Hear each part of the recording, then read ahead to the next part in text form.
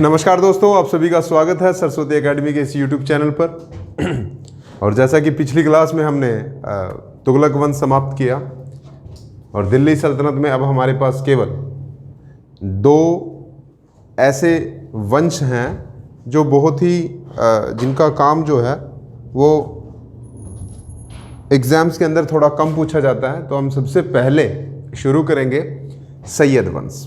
ठीक है, देखिए, जब हमने तुगलक वंश समाप्त किया तो नसीरुद्दीन महमूद के बाद जो उसके वजीर थे खिज्जर खां, उसी ने सैयद वंश की स्थापना की थी। ठीक है, तो सैयद वंश की स्थापना की किसने? खिज्जर खां ने। हम पढ़ रहे हैं सैयद वंश, और सैयद वंश की स्थापना की फाउंडर या संस्थापक जो थे खिज्र खां। खिज्र खां, और खिज्र खां का टाइम था 1414 से 1421 ईस्वी। 1414 से 1421 ईस्वी। देखिए, दिल्ली सल्तनत में अभी तक सबसे पहला जो सुल्तान था गुलाम वंश का, उसका नाम था कुतुबुद्दीन ऐबक।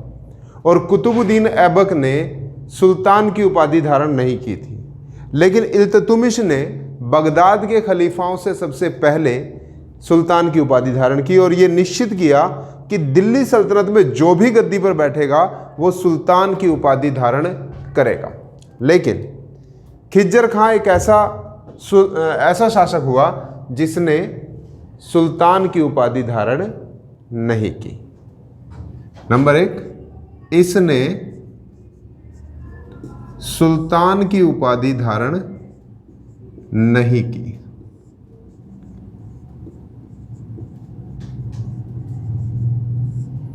इसने सुल्तान की उपाधि धारण नहीं की।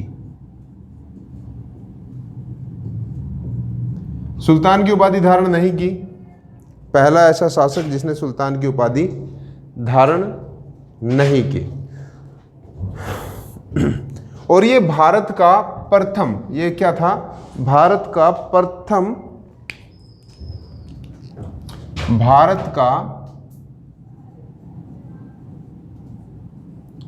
प्रथम सिया वंश था। ये सिया वंश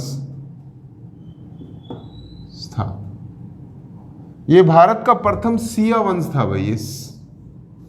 देखिए, अभी तक दिल्ली सल्तनत में सभी तुर्क लोगों ने ही शासन किया था, और तुर्क लोग जितने भी थे वो सुन्नी थे। और ये पहला ऐसा शासक था जो सिया मत से आता था, सिया मत को मानने वाला था, सिया मत का अवलंबी था। तो ये भारत का पहला सिया वंश था। तो दो खासियत खिज्जर खां से पूछी जाती है कि पहला ऐसा सुल्तान जिसने सुल्तान की पहला ऐसा शासक जिसने सुल्तान की उपाधि धारण नहीं की है, और ये भारत का पहला सिया वंश था। सैयद वंश ही भारत का पहला सिया वंश था भाई। इसने एक उपाधि धारण की। इसने एक टाइटल या उपाधि धारण की। एक उपाधि धारण के इसने रैयते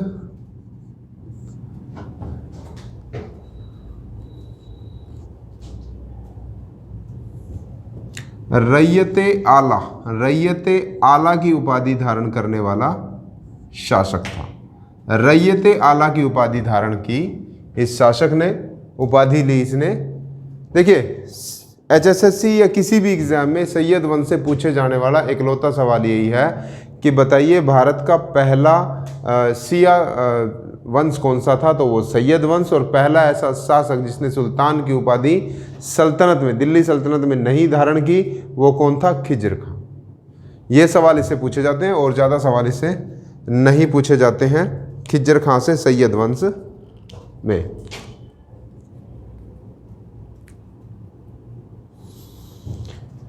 भाई, इसके बाद खिज्र खां के बाद इसी का पुत्र अगला शासक बना मुबारक शाह। अगला शासक बना मुबारक शाह। और इसका शासनकाल था 1421 से 1434 ईस्वी तक। भाई सैयद वंश का पहला महान सुल्तान भी कहा जाता है इसे। सैयद वंश का पहला महान सुल्तान भी से कहा जाता है। मुबारक शाह को 1421 से 1434 ईस्वी तक इसका शासनकाल रहा और ये सैयद वंश का महान शासक था।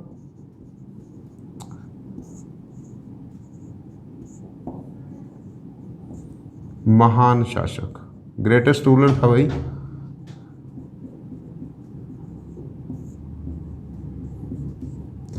सैयद वंश का ये महान शासक था और इसने सुल्तान की उपाधि धारण की थी। इसकी जो उपाधि थी वो सुल्तान की उपाधि धारण की थी।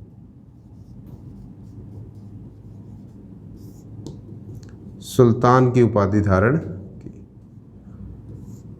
भाई खिज्र खान ने सुल्तान की उपाधि धारण नहीं की थी।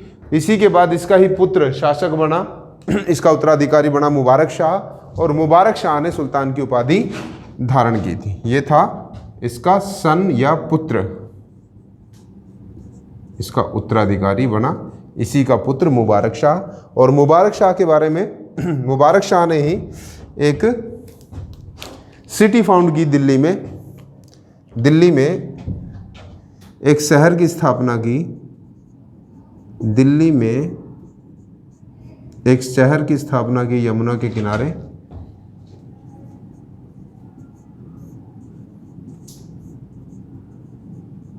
शहर की स्थापना की और वो शहर था मुबारकाबाद।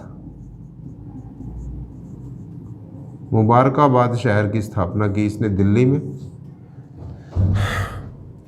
भाई खिज्र खां के बाद अगला शासक कौन बना, अगला उत्तराधिकारी कौन बना? मुबारक शाह। 1421 से लेकर 1434 तक सैयद वंश का पहला महान शासक था। इसी शासक ने सुल्तान की उपाधि धारण की और दिल्ली में एक शहर की स्थापना की जिसे कहा गया मुबारकाबाद।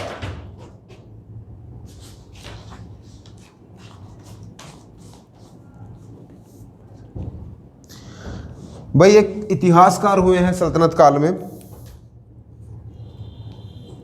एक इतिहासकार हुए हैं सल्तनत काल में जिनका नाम था वाहिबा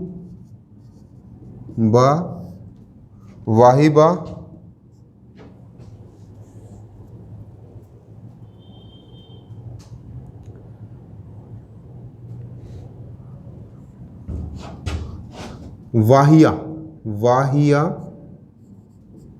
बिन अहमद सरहिंदी। वाहिया बिन अहमद सरहिंदी हुआ इतिहासकार जिसने एक पुस्तक लिखी। ये एक इतिहासकार था जिसने एक पुस्तक लिखी जिसका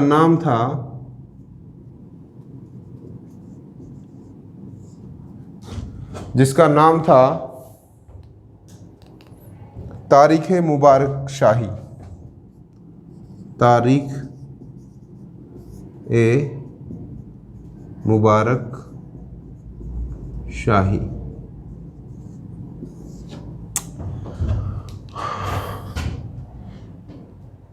भाई सैयद वंश में अगला शासक बना मुबारक शाह और मुबारक शाह ने ये उपाधि धारण की सुल्तान की। दिल्ली में एक शहर की स्थापना की जिस शहर का नाम है मुबारकाबाद, आप अच्छी तरह से जानते हैं। और इसी के नाम से एक पुस्तक लिखी किसने? वाहिब बिन अहमद सरहिंदी ने, जो एक इतिहासकार था, उसने एक पुस्तक लिखी तारीख़ मुबारक शाही। ठीक है। इसके बाद इसने अपना एक वजीर नियुक्त किया।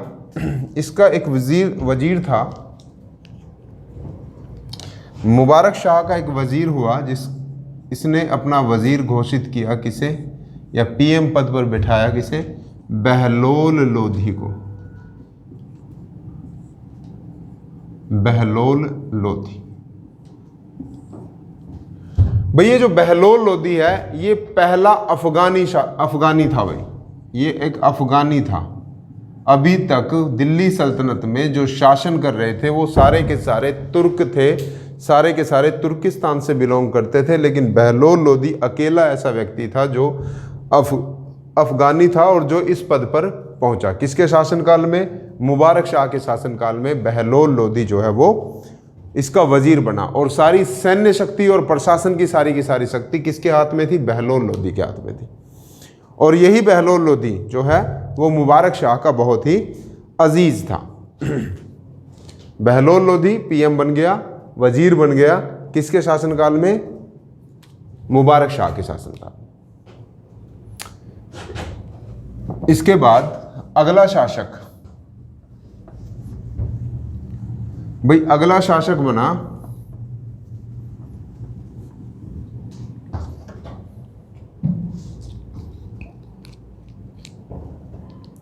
मोहम्मद शाह।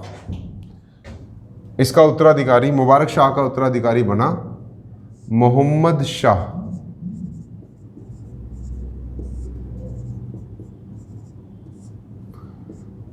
चौदह सौ 34 से 1445 ईस्वी तक। भाई वजीर था बहलोल लोदी। अभी तक सैन्य और प्रशासन की सारी शक्तियां बहलोल लोदी के हाथ में थी मुबारक शाह के शासनकाल में, लेकिन मोहम्मद शाह जो था वो एक ऐसा शासक था जो बहलोल लोदी को इतना पसंद करता था, इतना उसका डिवोटी था कि उसने इसे अपना पुत्र घोषित कर दिया, इसे अपना पुत्र मान लिया, इसे अपने पुत्र की तरह ही प्यार करने लगा। इसने बहलोल लोदी को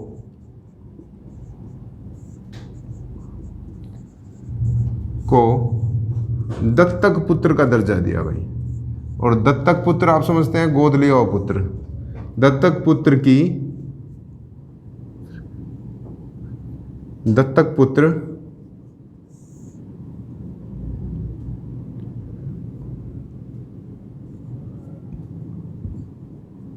अपना दत्तक पुत्र बनाया। भाई मोहम्मद शाह जो है वो इतना प्रभावित था किससे? बहलोल लोदी से। ना सिर्फ प्रभावित था बल्कि इसे अपने पुत्र का दर्जा दिया एज ए सन। ठीक है, he declared Bahlol Lodi as his son. भाई इसने अपने पुत्र की तरह इसे माना, और ना सिर्फ पुत्र की तरह माना बल्कि इसे पुत्र का दर्जा दिया। अब क्या हुआ कि बहलोल लोदी के पास पावर जो है वो ज़्यादा बढ़ गई थी और वो राजकुमार की तरह ही जीवन या प्रिंस की तरह ही जीवन व्यतीत कर रहा था। यहां तक हो गया। मुबारक शाह के बाद मोहम्मद शाह।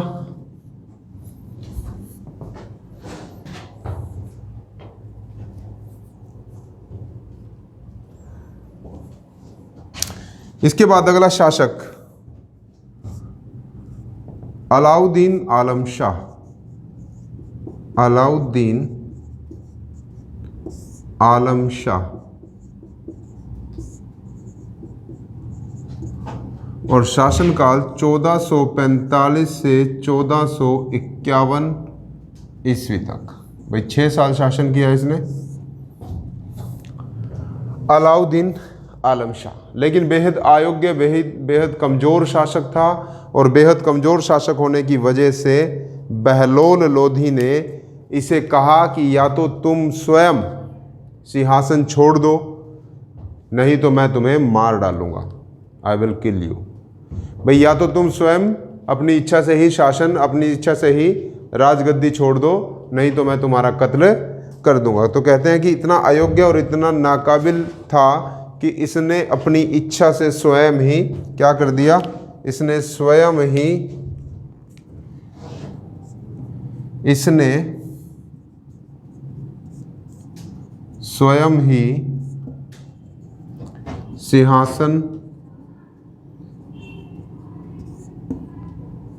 सिंहासन छोड़ दिया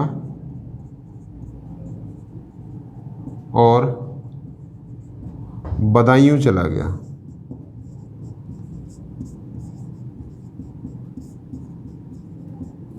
भाई पहला ऐसा शासक था जिसने सिंहासन छोड़ दिया और बदायूं चला गया, और सिंहासन पर सत्तारूढ़ हुआ कौन?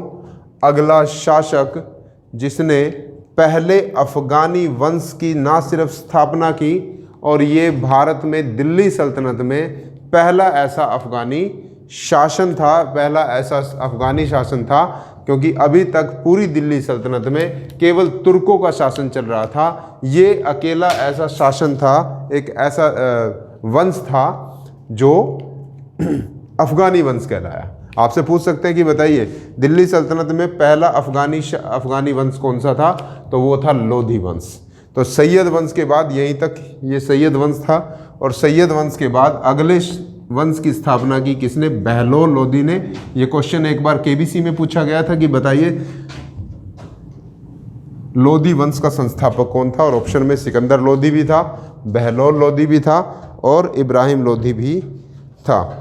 ठीक है, तो सही आंसर था बहलोल लोधी, क्योंकि बहलोल लोधी ही किसका?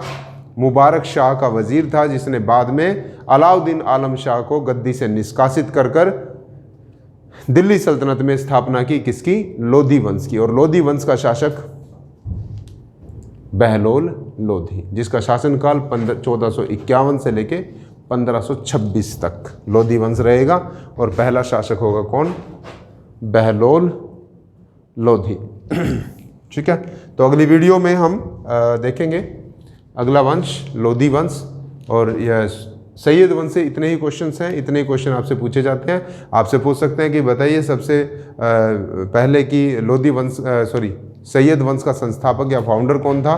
तो खिज्र खां जो है वो सैयद वंश का फाउंडर था, संस्थापक था, और ये ऐसा शासक था जिसने सुल्तान की उपाधि धारण नहीं की। इसके बाद इसका पुत्र मुबारक शाह जो एक पहला महान शासक हुआ सैयद वंश का, और इसी ने मुबारकाबाद सिटी की स्थापना दिल्ली में की थी, सुल्तान की उपाधि धारण की।